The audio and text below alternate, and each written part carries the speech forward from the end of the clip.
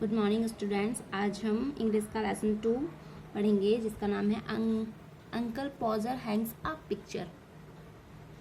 This is a hilarious extract from the three man in a boat by Jerome K Jerome. ये एक उल्लासित करने वाला एक extract है जो कि एक स्टोरी जो कि एक कहानी जेरोम के द्वारा लिखी गई है। The three man in a boat उसमें से उसी का एक पार्ट है ये। Nothing seems to go right when Uncle Podger decides to hangs a picture. उसमें इस स्टोरी में अंकल पॉजर एक पिक्चर को टांग रहे होते हैं, तो उस टाइम पे कुछ भी ऐसा नहीं होता, कुछ भी अच्छा नहीं होता है उनके साथ। वो जब वो एक पिक्चर को टांगने का डिसाइड करते हैं। तो स्टोरी स्टार्ट होती है। You never saw such a commotion up and down a house in all your life as my uncle Pozer undertook to do a job. आपने ऐसा शोरगुल कभी भी अपने लाइफ में नहीं देखा होगा अपने घर में, जब जैसा कि अंकल पॉजर के इस काम को करने के वक्त हो रहा था। A picture had come from the frame maker and Aunt Maria asked what was to be done with it. एक पिक्चर थी जो कि फ्रेम मेकर के द्वारा आई थी, फ्रेम मेकर उसे लेकर आया था। तो आंट मारिया जो थी, अंकल थे पॉजर, और आंट थी उनकी वाइफ जो थी वो मारिया थी, आंट मारिया। उन्होंने पूछा कि इसके साथ क्या करना चाहिए, इस पिक्चर का हम क्या करेंगे। तो Uncle Podger replied, oh you leave it that to me. तो अंकल पॉजर ने कहा कि आप रहने दो, इसे आप मेरे ऊपर छोड़ दो कि मुझे इसका क्या करना है।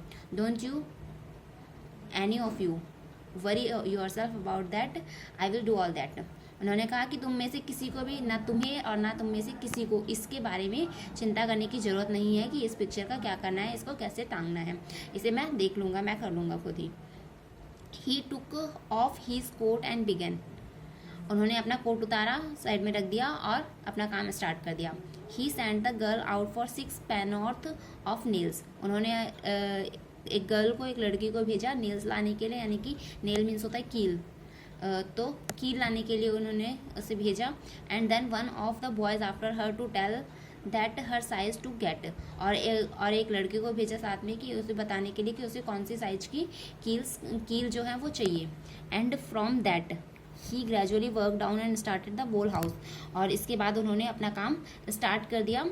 Gradually work down and started the whole house. और जब उन्होंने अपना काम स्टार्ट किया तो उन्होंने पूरे के पूरे घर को काम पे लगा दिया। किसी को कुछ काम बताया, किसी को कुछ काम बताया, तो पूरा इस तरीके से उन्होंने पूरे घर को अपने साथ काम पे लगा दिया। Now you go and get me my hammer. उन्होंने कहा किसी से कि तुम जाओ और मेरा हैमर लेकर आओ, मेरे हथौड़ा लेकर आओ मेरे लिए। विल ही शाउटेड, उन्होंने वो चिल्लाए। And bring me the rule Tom. वो चिल्लाए टॉम पे कि टॉम तुम मेरा रूल लेकर। रूल होता है रूलर, जबकि स्केल होता है, स्केल से नाप कर कि कहाँ पे कैसे टांगना है उसे नापने के लिए उन्होंने कहा तुम जाओ स्केल लेकर आओ। And I shawl went the ladder. और कहा कि एक लैडर लेकर आओ, एक सीढ़ी लेकर आओ। And I had better have a kitchen chair. और मुझे एक किचन चेयर भी चाहिए। And gym U turn round to mister goggles. और जिम से कहा कि जिम तुम जाओ मिस्टर गॉगल्स के पास एंड टेल हिम, और उनसे कहना कि pass kind regards and hopes his legs better. उन्होंने कहा कि तुम मिस्टर गॉगल्स के पास जाना और उनसे कहना कि आप मेरा उनको रिगार्ड देना, ब्लेसिंग्स देना कि पापा ने आपको भेजा है। And hope he is legs is better. और उनसे कहना है कि आशा करता हूँ कि उनका लेग अब बेटर है, उनका पैर जो चोट लगी हुई थी वो अब ठीक है। And will he land his spirit level. और उनसे पूछना कि क्या वो अपना स्पिरिट लेवल उधार देंगे, तो कुछ टाइम के लिए उधार देंगे। स्पिरिट लेवल होता है कि एक पिलो होता है, पिलो टाइप में, जिसमें पानी भरा होता है। उसको किसी भी जगह पे हम रखते हैं तो उससे हम नाप सकते हैं।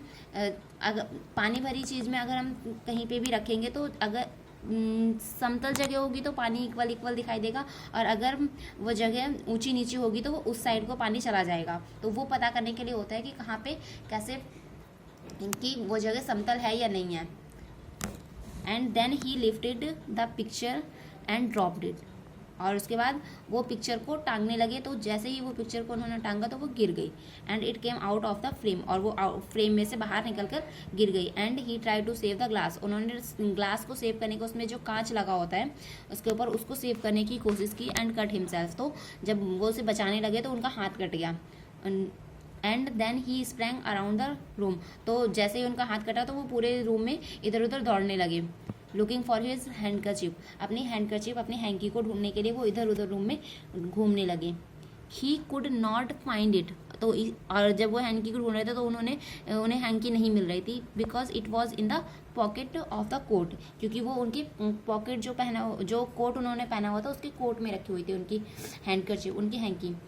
ही had taken off and he did not know where he put the coat, इसीलिए उन्हें वो हैंकी नहीं मिल रही थी क्योंकि कोट के अंदर रखी हुई थी, और उन्हें ये अब याद भी नहीं आ रहा था कि उन्होंने अपना कोट कहाँ पे रख दिया।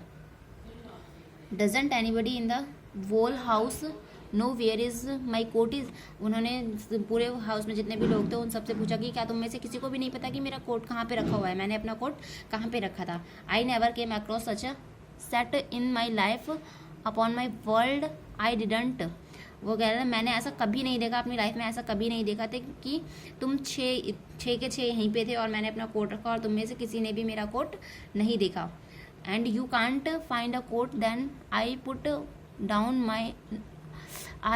डाउन नॉट 5 मिनट्स एगो, तुम्हें एक वो कोट नहीं मिल रहा है जो मैंने 5 मिनट पहले ही अभी यहीं पे रखा हुआ था, और तुम सबके सब ढूंढने में उसे लगे हुए हो, तब भी उसे ढूंढ नहीं पा रहे हो।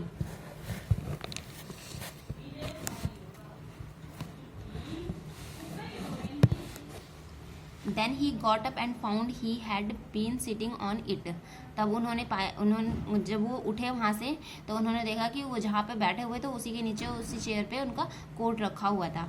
एंड कॉल्ड आउट ओह, और तब उन्होंने कहा oh you can give it up, तुम लोगों से ये कोट भी नहीं ढूंढा गया, तुम लोगों ने गिव अप कर दिया। I have found it my self now, और मैंने इसे खुद ही ढूंढ लिया, तुम लोग नहीं ढूंढ पाए तो मैंने इसे खुद ही ढूंढ लिया। Might just as well ask the cat to find anything as expect you people to find it, और कहा कि तुम लोगों से अच्छे तो अगर तुम लोगों के मुकाबले अगर मैं एक कैट को, एक बिल्ली को भी अपना कोट ढूंढने के लिए कहता तो वो भी ढूंढ लेती इसे। तो एक तरीके से वो कहना चाहते थे कि तुम सारे के सारे निकम्मे हो, तुम लोगों से इतना सा भी काम नहीं किया गया कि तुम मेरा कोट ढूंढ सकते थे, जबकि वो अंकल पॉजर जो थे वो खुद ही उस कोट पे बैठे हुए थे, जिस चेयर पे बैठे थे तो वहीं पे उसके नीचे उनका कोट रखा हुआ था। And then he had another go, the whole family including the girl and the char women standing round in a semi circle ready to help.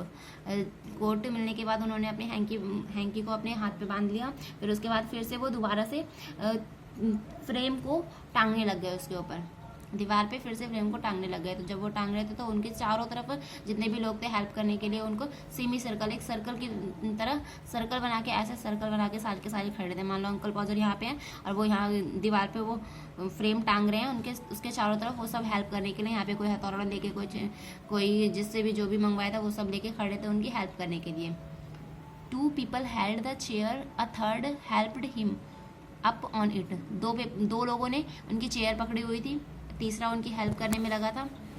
अब 4th हैंडेड हिम अ नील, चौथे ने अपने हाथ में कील पकड़ी हुई थी कि जैसे ही वो मांगेंगे कील तो कील पकड़ा देंगे। And fifth passed him the hammer, 5वें ने हैमर पकड़ा हुआ था, वो हैमर पकड़ा रहा था मिस्टर पॉजर को। And he took hold of it and dropped the nail, he took hold of it, उन्होंने जैसे ही पकड़ा तो नेल जो थी वो जो कील थी वो गिर गई।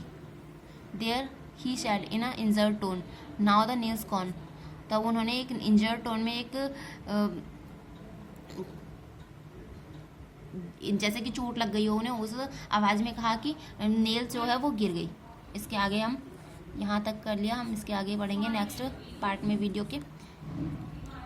तब तक इसके डिफ़िकल्ट वर्ड जो है यहाँ पे जितना चैप्टर पढ़ाया है इसमें से जो भी डिफ़िकल्ट वर्ड है कम से कम 10 डिफ़िकल्ट वर्ड करने हैं, पूरे चैप्टर में से करना है।